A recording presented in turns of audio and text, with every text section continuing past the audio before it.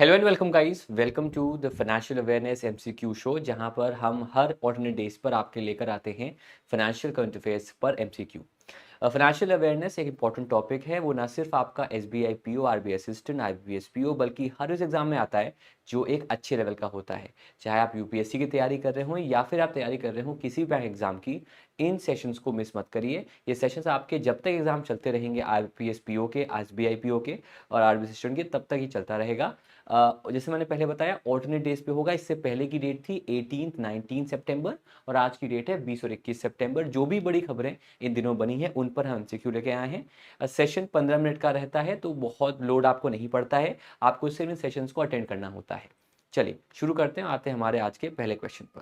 जो हमारा आज का पहला क्वेश्चन है वो ये है कि गूगल ने एनेबल किया है उसका जो आर्टिफिशियल इंटेलिजेंस चैटबॉट है, dash, to scan user data from its popular applications like Gmail, Maps, YouTube, based on user content for personalized cases। तो उसका जो एक चैटबॉट है उसका नाम क्या है? उस चैटबॉट का दोस्तों जो नाम है दैट इज बार्ड। स्क्रीन पे आप देख सकते हैं, गूगल ने मंगलवार को एनेबल किया उसका आर्टिफिशियल इंटेलिजेंस चैटबॉट बार्ड, जो कि स्कैन करेगा user data from its applications. और साथ ही साथ ये अभी एक्सपेरिमेंटल लेवल पे है, लेकिन उसका मेन मकसद है कैसे हम उनके प्रेफरेंस को कस्टमाइज करके यूज़र तक पहुंचा सकें।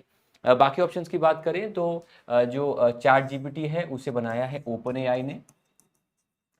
अभी हाल ही में ओपन एआई को कई ऑथर्स ने यूएस में सू किया है। उनका कहना है कि उनकी जो कंटेंट है उसका मिसयूज यहाँ पर हो रहा है। फिर वॉटसन एक्स है जो कि आईबीएम का एआई है, और अज्योर क्लाउड जो है वो माइक्रोसॉफ्ट का आपका एआई के तौर पे काम करता है। तो उस वजह से अज्योर क्लाउड भी आपका जो है वो अभी न्यूज़ में है। The amount of ECB agreement registrations declined for the first time in the financial year 23-24. According to the RBI data monthly bulletin, ECB registrations dropped to 52.56 billion. ECB refers to the borrowing of funds by Indian companies from foreign sources in the form of loans, bonds, and other financial institutions. What does ECB stand for?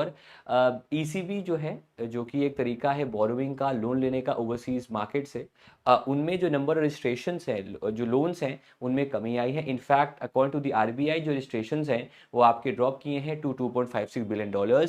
इस context में ECB का full form क्या है? देखिए, ECB का full form है external commercial borrowings. Examination कैसा भी हो, शॉर्ट फॉर्म्स, एक्रोनिम्स आ रहे हैं। अभी आरआरबी का पेपर हुआ था, उसमें एक्रोनिम आया था ईएसजी के बारे में। और ईएसजी एक अच्छा टर्म है बिकॉज ये आजकल काफ़ी रेलिवेंट है, जिसमें हम बात करते हैं एनवायरनमेंट की, सोशल बात करते हैं और गवर्नेंस की बात करते हैं। सिमिलरली ईसीबी का फुल फॉर्म है एक्सटर्नल कमर्शियल बोरोइंग्स। जब जब कोई इंडियन कंपनी बोरो करती है ओवरसीज बैंकर से, ओवरसीज मार्केट से, इंडिया में इन्वेस्टमेंट के लिए, इंडिया में उसको यूज़ करने के लिए, उसे ईसीबी कहते हैं। जनरली ये आपका 3 से 5 साल का होता है, और ये सारा जो लेंडिंग होता है वो आरबीआई के अंडर ही आपका किया जाता है। ये एक तरीका है कैपिटल जनरेट करने का through debt, through borrowing from the overseas market. इसे हम एक्सटर्नल कमर्शियल बोरोइंग का नाम देते हैं। रियल्टी फर्म सिग्नेचर ग्लोबल जो उसने लॉन्च किया है, अपना पहला पब्लिक इशू लॉन्च करेगी 318.5 करोड़ का फ्रॉम एंकर इन्वेस्टर्स इंक्लूडिंग नमूरा।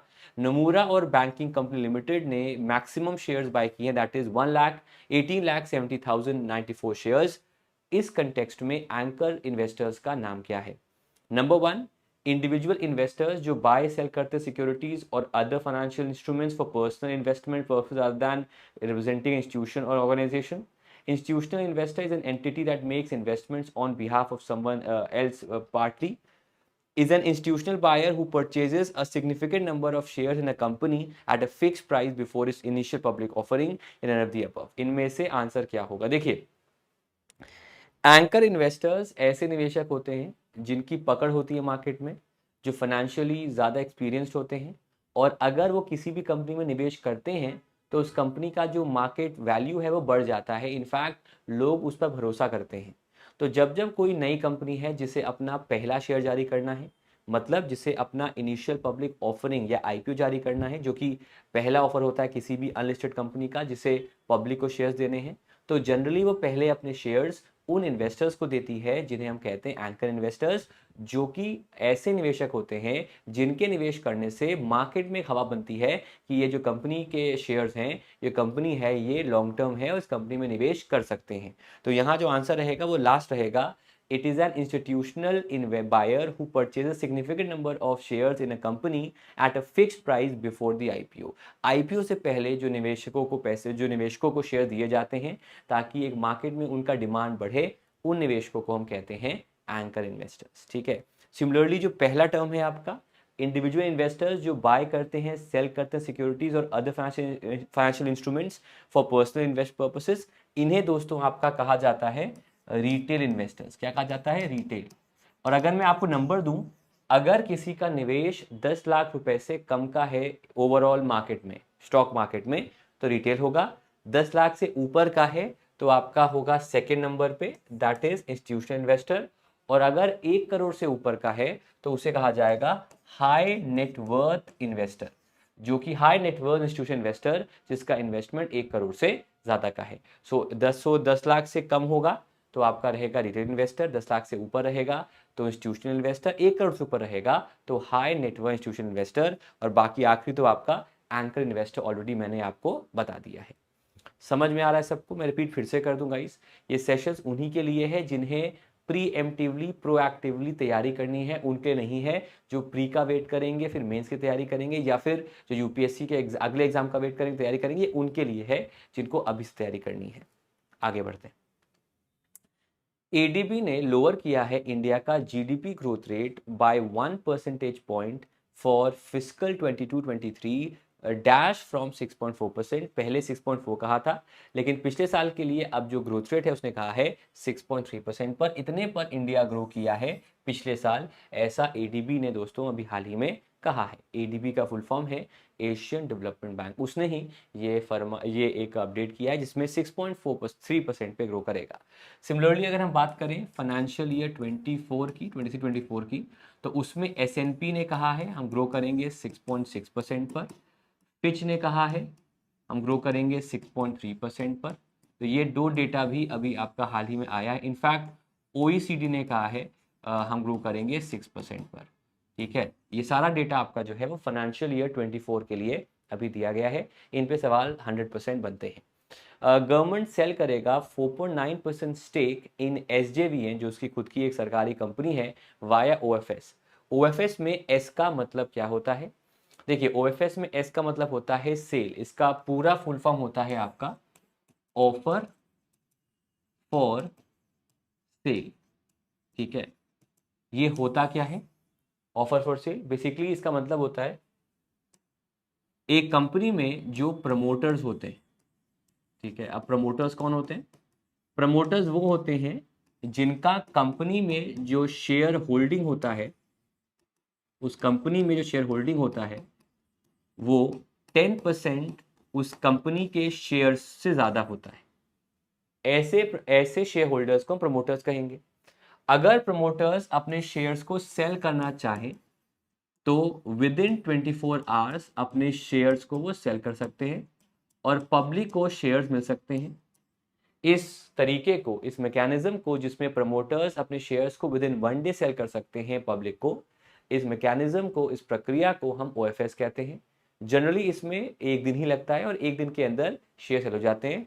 अब गवर्नमेंट जो है, गवर्नमेंट तो ऑब्वियसली बात है उसकी शेयर होल्डिंग 10% से ज़्यादा होगी, इनफैक्ट उसकी शेयर होल्डिंग 50% से ज़्यादा होगी। तो जब वो शेयर्स को सेल करेगा, और उसका तरीका बहुत सारे हो सकते हैं, उसमें एक तरीका होता है आपका ओएफएस, जहां 1 दिन के अंदर वो अपने शेयर्स को सेल कर सकता है। इसे कहा जाता है ऑफर फॉर सेल। क्लियर है? अब आपका एक सवाल आना चाहिए, मुझे पता नहीं आएगा बिकॉज कई लोग को नींद आएगी, अरे सर क्या पढ़ा रहे हो सर, मजा नहीं आ रहा। पढ़ लो यार।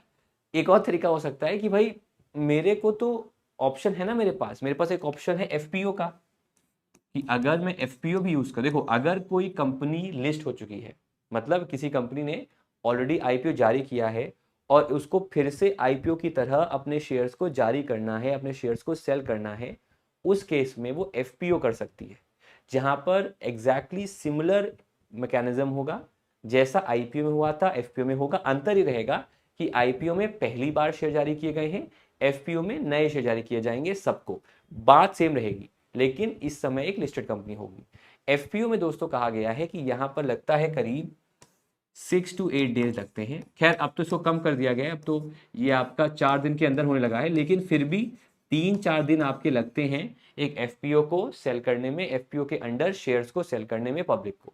तो उसका एक और तरीका निकला है ओएफएस, जो कि प्रमोटर्स के लिए होता है कि इंस्टेड ऑफ आप एफपीओ का वेट करें, आप ओएफएस के जरिए जो मेजॉरिटी स्टेक होल्डर्स हैं एक कंपनी में, अपने शेयर्स को पब्लिक को सेल कर सकते हैं। एफपीओ की बात करें तो एफपीओ का जो फुल फॉर्म है वो फुल फॉर्म है आपका फॉलो ऑन पब्लिक ऑफर, या फर्दर पब्लिक ऑफर। ये फुल फॉर्म है आपका एफपीओ का। ठीक है जी, चलिए आगे बढ़ते हैं। As per the latest report, credit rating agency India Ratings have predicted India's GDP growth rate to be at what percent? इनके हिसाब से जो ग्रोथ रेट है वो रहेगा आपका 6.2% पर।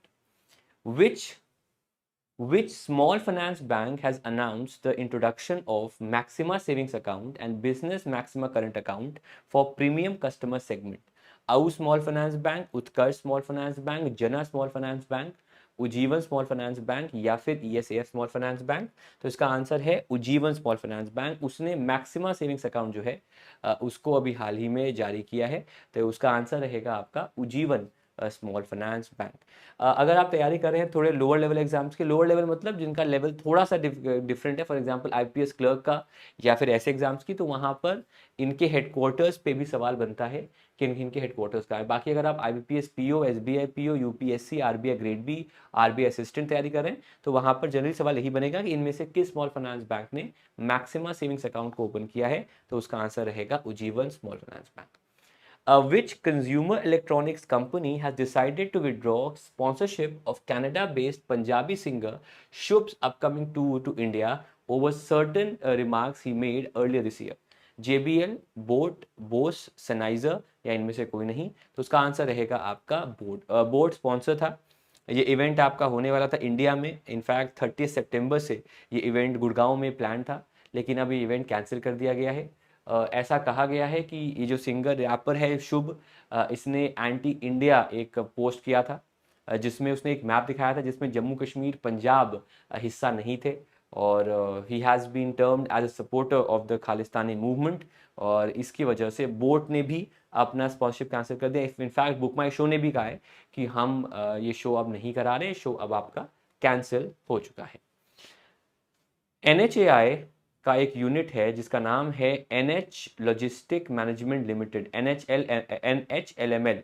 उसने 1770 करोड़ का एक डील किया है to establish a multi modal logistics park, जो कि सी रोड में जो डिफरेंट मोड्स हैं वहाँ पर सप्लाई चेन करने में हेल्प करेगा।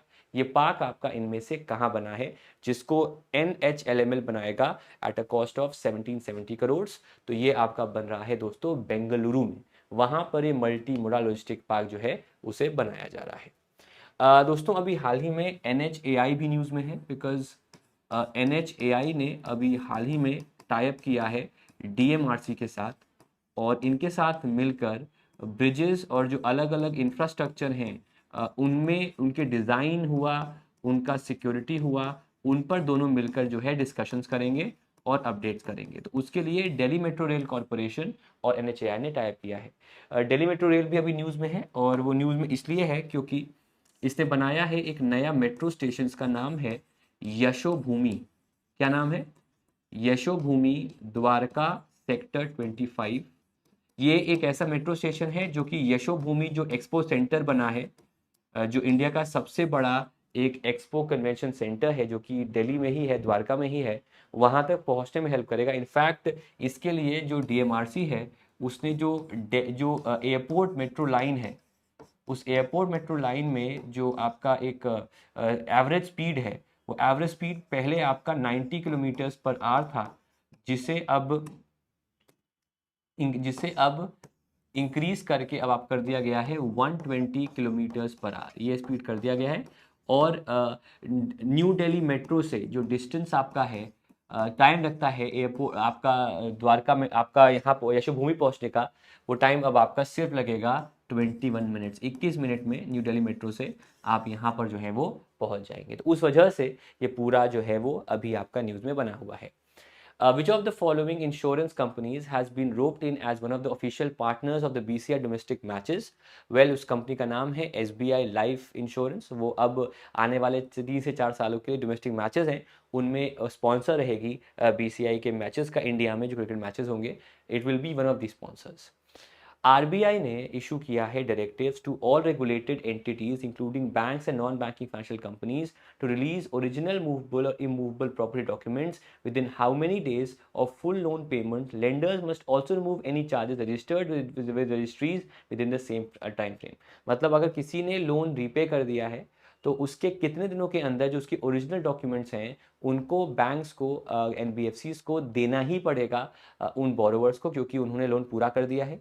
जनरली बहुत समय लगाते हैं, कई बार देते नहीं हैं। तो एक ऑर्डर जारी किया आरबीआई ने कि भाई जो भी आपके पास डॉक्यूमेंट्स हैं उनके ओनरशिप के, चाहे वो मूवेबल हो या इमूवेबल प्रॉपर्टी के हों, उन डॉक्यूमेंट्स को आपको देना पड़ेगा to them within how many days. तो विद इन 30 डेज उन्हें वो डॉक्यूमेंट जो है उनको जारी करना पड़ेगा।